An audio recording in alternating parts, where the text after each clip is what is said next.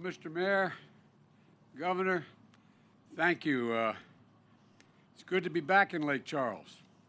I've been here a number of times over the years as senator and then as vice president. First time I came down here was a guy named Russell Long, who I served with. I was 29. Please sit down, everybody. I was 29 years old when I got elected, and I went to see Russell Long. And he said, son, I made my stops to all the senior senators, which is what you do in those days. And he said, son, sit down, sit down. He pounded his desk. And I sat down. He said, how much money did you spend in your campaign? And I said, well, sir, and this is going to shock you. I said, a little over $285,000, but then I had to borrow some money and to get through it, and I just won barely by less than a half a percentage point.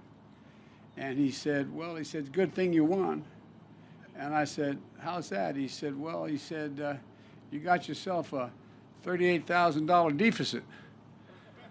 And I said, yes, sir. He said, well, if you hadn't won, you just have a plain old deficit. Now you can have a deficit party. God, he was amazing. An amazing guy. And both of you are amazing. Mr. Mayor, you got a great city. And as I said, I've been here more than once, and it's good to be back. And it's hard to believe that you got hit as badly as you have within the time frame you have. And I used to spend some time with Randy. He got hit a little bit, but not like you did, not like you have. And Gov, we have to build back. We have to build back better. One of the things that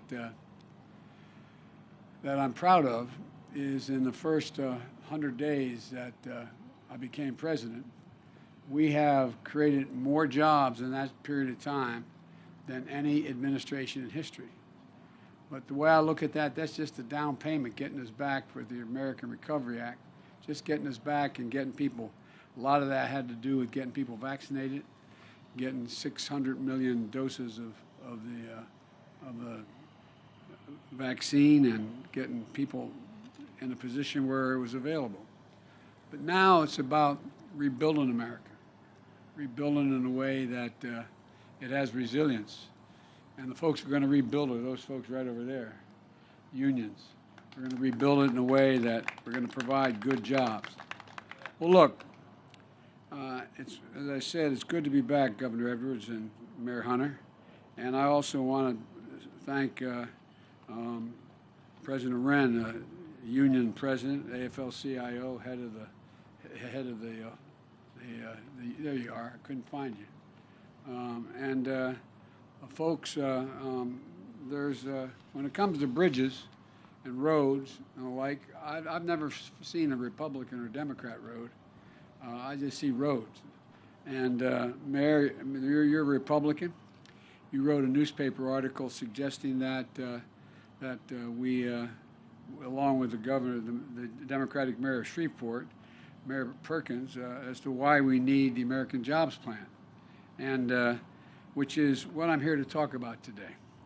A once-in-a-generation investment in America itself. To create jobs, to modernize our bridges, our roads, our highways, our ports, our airports, our water pipes, our water projects, high-speed internet, transmission lines, and sustainable housing. Sustainable housing. Jobs rebuilding the foundations of a strong, fair, and resilient competitive economy. I know the times have been tough here. The damage of the hurricanes have been devastating. The governor's already spoken to me. We're talking with the OMB and with our folks and Republicans and Democrats in the Congress, because I believe you need the help. I believe you need the help. We're going to try to make sure you get it. But the people of Louisiana always have picked themselves up, just like America always picks itself up. There's no quit in America. There's no quit in Louisiana that I've observed. But that doesn't mean the federal government, because it was local, doesn't mean it shouldn't help. I promise you, we're going to build back better than ever, more resilient, and build back in a way that all we build is better able to withstand storms and that are becoming more severe and more frequent than ever. I think we have to. You might have noticed I promised I would have a climate forum for the world in Washington within 100 days. Well, 40 heads of state showed up, from the largest countries in the world to some of the smallest. We can't deny it. There is a real change in the weather. And if we go 1.5 degrees warmer, we're going to be in real trouble, a point of no return. Matter of fact, a lot of what we're going to have to build back now in terms of infrastructure, we got to build back to a different standard, not to what it was. It's got to be better, because the climate has changed enough now that it's still going to rise 2 feet when it rains. We got to build for what is needed now. And I promise you, we're going to do that. And we're better prepared to withstand storms and becoming more severe and more frequent. We're standing here in the shadow of the I-10 bridge, which I've gone over several times myself in the past. And it's a perfect example of how we've neglected as a nation to invest in the future of our economy and the future of our people. You know, when the bridge was built in 1952, it was built there's nothing there. It was built to make sure that we, in fact, are able to, it was going to last for 50 years. That was 20 years ago. It was built for 50 years. The I-10 bridge was built to handle daily traffic load of 37,000 crossings. Well, but today, every day, more than 80,000 cars and trucks cross over that bridge. And it doesn't have the modern safety features that bridges need to have now. You know, 6 lanes of interstate narrow into 4 lanes of a bridge. That's a recipe for disaster. And that's what I'm sure you don't need to tell the drivers around Lake Charles, that it means traffic bottlenecks and delays. And at the last inspection, this bridge was categorized as in poor condition. And after decades of politicians studying it and talking about it, Governor Edwards was the one finally moving forward with a project to actually replace the bridge. One with 6 lanes, new interchanges, that's safer, reduces congestion. And it shouldn't be this hard to take so long to fix a bridge that's this important. It makes no sense. But the truth is, across the country, we have failed. We have failed to properly invest in infrastructure for half a century. Last 4 years, how many times did you say this is going to be infrastructure week? Well, I got so tired of hearing infrastructure week. Nothing happened. Nothing has happened. And across America, there are more than 45,000 bridges that are structurally deficient. Structurally deficient. Every day, Americans cross these bridges 178 million times, and they are structurally deficient. We've seen what happens when they deteriorate. Remember a few years ago, 2 counties over in Mississippi had to shut down more than 60 bridges that were in poor condition. 60 bridges. People in those communities were rerouted from 40 to 50 miles, detours, with half-hour to hour delays. One of the areas when I was doing this with our last major plan, when Barack was president, was in Pennsylvania. There was a large shopping center, a school, and the rest, and it was just across a creek, as we say, up in that way. And the bridge across it was deficient. But there was a fire station just in eyesight from here to the others to the parking lot. But guess what? When there was a burn, when there was a fire, it took them, they had to go up 9 miles to find the bridge, come back, and by that time, a hell of a lot of damage was done. Well, there are bridges all over America, big and small, like that. A few years ago, as I said, we found ourselves in a position where it's not just more inconvenient, and in the situation in Mississippi, it is also a matter of life and death, keeping firefighters, paramedics from getting people the help they need, cutting off hurricane evacuation routes. In addition, more than 1 in 5 miles of our highways in the United States of America, major roads in America, are in poor condition. 1 in 5 miles. That's more than a safety hazard. That is a drain on our economy. A typical American pays, I know this is going to sound wonky, but it's real and it affects ordinary Americans' lives like the neighborhoods I come from. Typical American pays a hidden tax of more than $1,000 a year in the time it wasted and the fuel wasted due to traffic congestion because of the nature of our infrastructure. We rank 8th in the world in terms of our infrastructure. We used to be the leader in the world. All told, these delays cost our country, according to economists, an estimated $160 billion a year in waste, extra fuel, extra time, and like.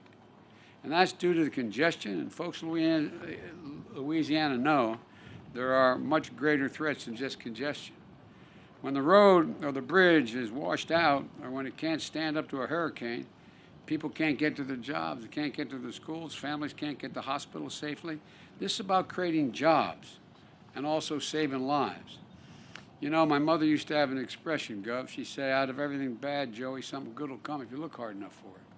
Well, one of the things that this crisis, in terms of the health crisis of COVID, has shown us is that we have to build back better in a whole series of ways. It's about building a strong foundation for the American people. So when I think about the threats of hurricanes and global warming and the poor condition of our economy as it relates particularly to infrastructure, I think of one thing. I think of jobs. Everything we're gone through is now the blinders have been taken off the American people. They know how bad a shape things are in. But it creates, if we move, all the economists, including the liberal as well as conservative think tanks, point out we'll pass this jobs plan to create up to 16 million good-paying jobs. Not $8 an hour, $12 an hour, $15 an hour, prevailing wage jobs. Wages you can raise a family on. My dad would say, just a little bit of breathing room after everything's paid. And so, you know, this state is working to rebuild the I-10 bridge, but we can put America to work in every state, fixing roads and bridges that are in desperate need of repair. My plan is a one-time $115 billion investment above and beyond business as usual, what we usually do, everything in the Highway Trust Fund. This is above what we have spent in the past. So we can modernize bridges and roads and highways that need it most, putting people to work in good-paying jobs. Now, I know a lot of you watching at home are thinking that, well, you know, if these jobs are for you, well, you know, all you folks who feel left out as the economy is moving so rapidly, everything's changing, and you're wondering whether what you did before is going to be available to be done in the future. Well, let me tell you something. If you feel left out and forgotten in a rapidly changing economy, let me speak directly to you. Nearly 90% of all the infrastructure jobs that this is going to create won't require a college degree. 75% of them won't even require an associate's degree. These are jobs that can't be outsourced. They just require something we've got in good supply here in Louisiana. Hard work, grit, and sweat, like the workers that are here today, and like all of the people you know and grew up with. American Jobs Plan is a blue-collar blueprint to rebuild America. A blue-collar blueprint to rebuild America. To supercharge our economy so we can move goods, get to work, become more competitive around the world.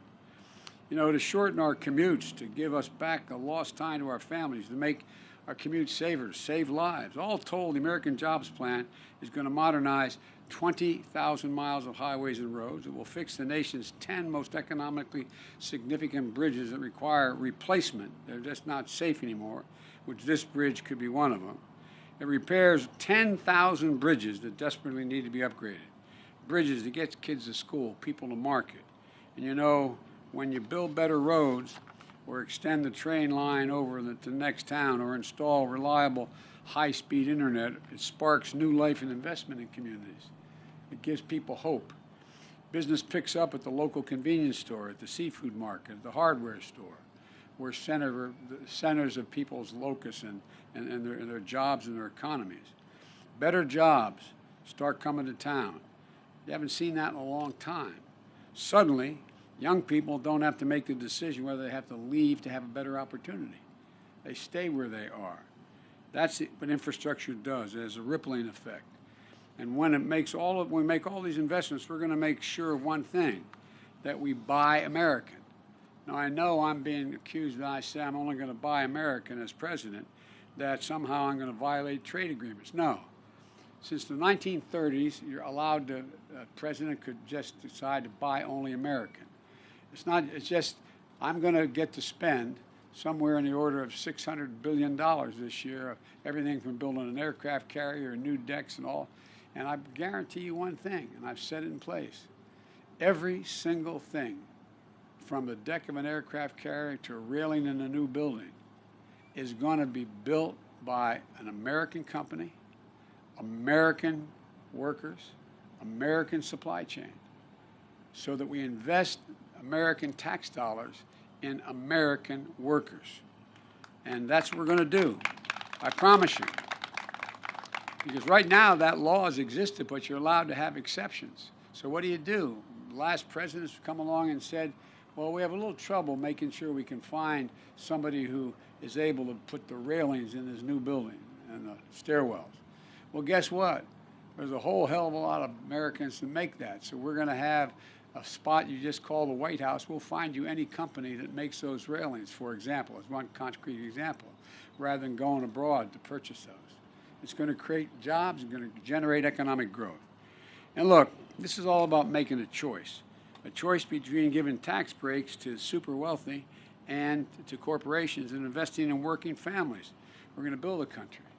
I look at this as what I'm talking about is giving essentially tax breaks to hard-working, middle-class, and working people who built this country. In my view, it's an easy choice. Invest in workers wearing hard hats and doing the hard work of rebuilding the country, and put line workers, for example, to put line workers and electricians to work laying thousands of miles of transmission lines to build a modern energy grid, to put engineers and construction workers to work building modern roads and bridges, weatherizing homes and buildings, and setting new standards where they have to be built with better material and they have to be built to withstand heavy winds and hurricanes and the like, and withstand the impact of the changing weather.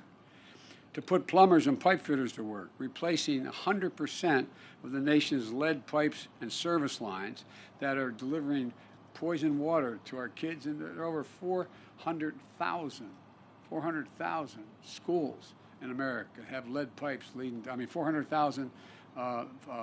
Yes, that's right. 400,000 have lead pipes going to the schools right now. And you have over 10 million homes where their water sources fed by lead pipes were laid years and years ago. We're going to rip it all up, and make it safe all across America. And it's going to provide millions of jobs, thousands of jobs, and it's going to provide much more security. It's going to put plumbers and pipe fitters to work, replacing this, so every child in America can turn on a faucet and not worry about drinking polluted water. I'm going to be visiting the water plant in New Orleans today to get a closer look at what's needed to modernize the city's water system, because it needs modernization and they need it repaired. Look, these are the highest values investments you can make as a nation, and they last the longest. Economists, left, right, and center, agree that these are investments we need to make to generate historic economic growth that's maintained, not just bringing jobs back, but creating new jobs. And together with the American Rescue Plan, the American Jobs Plan is going to help the economy create, as I said, estimated over 16 million good-paying jobs. And folks, we can't afford to not do it. We can't afford to not spend the time and effort and money. Let me explain how we pay for this, because I'm not a deficit spender. Because, we had a tax cut the other team put in back in 2017, and it created a $2 trillion deficit, with the vast majority of that going to the top 1/10 of 1% of the wage earners.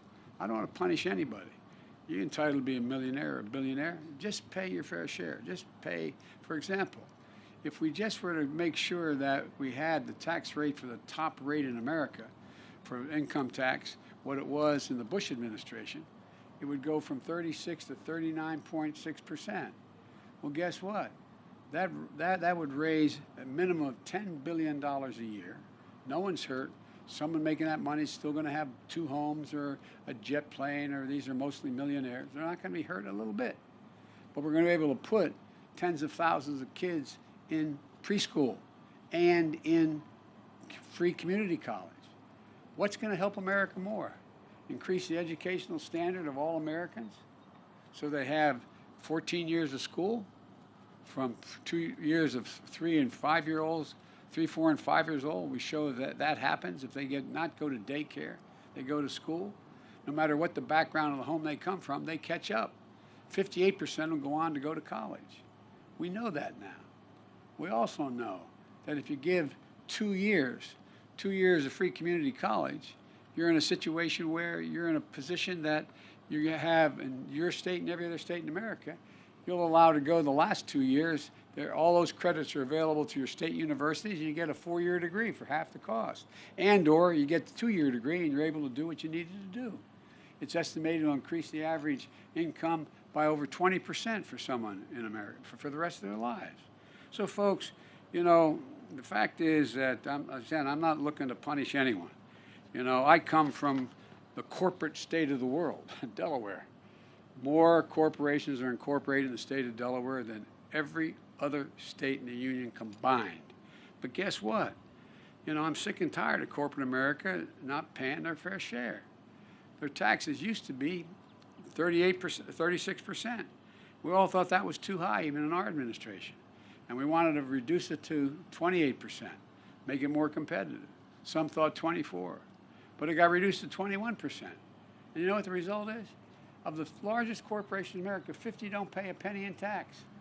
It made $40 billion. Don't pay a penny in tax. If you're a construction worker and your wife's a school teacher, you're paying at a higher tax rate than corporate America's paying. Not a joke. Not a joke. I don't want to punish them. And by the way, they used to do a lot more research and development. Major corporations now, because we've changed the law, in fact, it used to be that a corporate CEO got paid 36 times as much as the average employee in their corporation, the Fortune 500. Now it's 456 times. The mother would say, who died and left them boss? Well, 53% of all the money they made, of $1 trillion over 10 years, what did it do according to a major study? It went to buying back their stock. And why you buy back their stock? Because CEOs now get paid in stock purchases, stock options. It used to be they got paid in direct salary. And they get paid in stock options. So if you have 10 shares of stock, you sell 5, the 5 left are worth more, you get paid in stock, it's better. The remaining 37% goes to dividends, which makes sense, but leaves 9%. 9% for everything, according to the study out of the University of Massachusetts. Everything from salaries, employment, research, development, 9%. So folks, you know, we used to invest in research and development in this country, about 2.4% of all that we did, making us the leading country in the world in change in research and development. Well, we now do 0.7. The Chinese are eating our lunch. They're eating our lunch economically. They're investing hundreds of billions of dollars in research and development. That's why right now, if it keeps going the way, they're going to own the electric car market in the world. They're going to own a whole range. We got to compete. We got to compete. And it doesn't cost anybody anything and deprive anybody of anything they have earned or deserve. As I said, we're now at a place where when they used to pay 35%, it's now 21%. The way I can pay for this is the $40 billion, for example, just making sure the largest companies don't pay zero, and reducing the tax cut to between 25 and 28. It's a couple $100 billion. We can pay for these things. I'm not talking about deficit spending. I'm talking about paying for. I realize I'm getting too wonky here, giving you too much detail. But the point is, what I'm proposing is badly needed and able to be paid for and still grow. Trickle down ain't working very well, man. We got to build from the bottom and up and the middle out. That's how we build America. That's how we built it so well back in the 60s. And so, folks, look, middle-class family, as I said, and a construction worker with a kid with 2 kids is paying more in federal taxes than a multi-million-dollar, billion-dollar corporation that's making billions of dollars in terms of the rate at which they pay. And look, here we go. You know, still, the fact is that the plans that I put forward meets the middle class and raises corporate rate. It also lowers it lower than any point that it was since World War II. And it's going to generate $90 billion each year, hundreds of thousands of jobs. We're going to put a lot of folks to work. And by the way, how many of you are veterans or have a brother, sister, mother, father who's a veteran? Well, here in Lake Charles, you got a new veterans clinic. It was built a few years ago, beginning when Barack and I were in office. But most VA hospitals, for example, are 50 years old or older.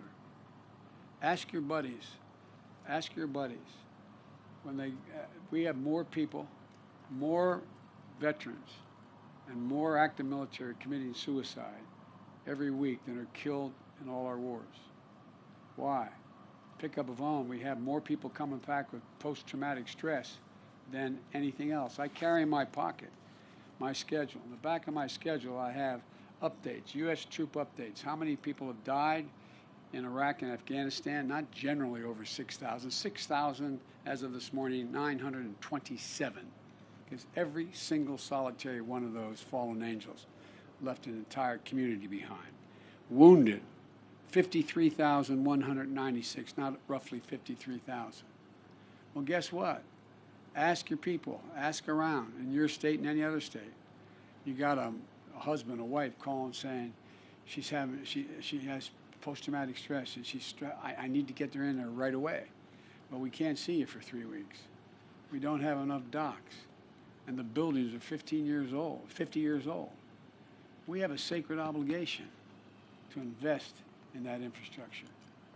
Better docs, not better docs, more docs, more psychiatric nurses in order to take care of these things. Look, folks, the bottom line here is, and I'm going on too long, the American Jobs Plan puts people to work upgrading VA hospitals and put for our veterans and our service members and military families. And let me ask you, what's better for America? A tax cut to make corporations richer and CEOs richer, or investments going to make our country stronger, more competitive, and lift up the standard of living for everybody? And by the way, this is not punishing anybody. All those folks are still going to have 2 homes or 3 homes and their jets. It won't matter. Not going to change their standard of living one little bit. Not surprisingly, critics say they're worried that I'm going to stunt economic growth by raising taxes on corporations and wealth. There's just one problem with their argument: the facts. Experts have looked at it. The last time taxes were around the rates I'm proposing was in the 90s, and the economy boomed. America created 20 million new jobs in 8 years when these were the tax rates. And the fact are, the American economy has had record job creation and growth under the same kind of plan I'm proposing. And here's why. Our economy has always done best when everyone pays their fair share. Again, I'm looking to punish anybody. I'm looking to rebuild America as a world leader. I'm going to look to make sure we have the best and most significant infrastructure in the world. It's time to grow this economy from the bottom up and the middle out. Let me close with this. Infrastructure has historically been a bipartisan undertaking. There's no reason it shouldn't be that way again, as the mayor's evidence of, and others are. It's about coming together to create jobs, to make a more competitive world. What's the first thing anybody asks you when they want to put a new facility here in your city? How close is the interstate? What's the access to the lake? What's the water supply? They want to know you have the best infrastructure. Companies and corporations go where they can get their product made the quickest and get it to market the fastest. And we're doing everything we can to win the competition for the 21st century. I'm willing to hear ideas from both sides. I'm meeting with my Republican friends up in the Congress to see, number one, how much they're willing to go for, what they think are the priorities, and what compromises meet men. I'm ready to compromise. But what I'm not ready to do, I'm not ready to do nothing. I'm not ready to have another period where America has another infrastructure month and doesn't change a damn thing. America is more competitive, better, and more capable than any nation in the world. There's not a damn thing we cannot do when we do it together. It's about time we start working together like mayors and local officials do, like governors do. I find more support from Republican governors and mayors and Democratic governors and mayors around the country because they gotta answer the question: is life better in this town, this city, this state than it was before I got elected? And we can make it better. We can make it better. It shouldn't be controversial. So let me conclude by saying God bless you all, and may God protect our troops. Thank you.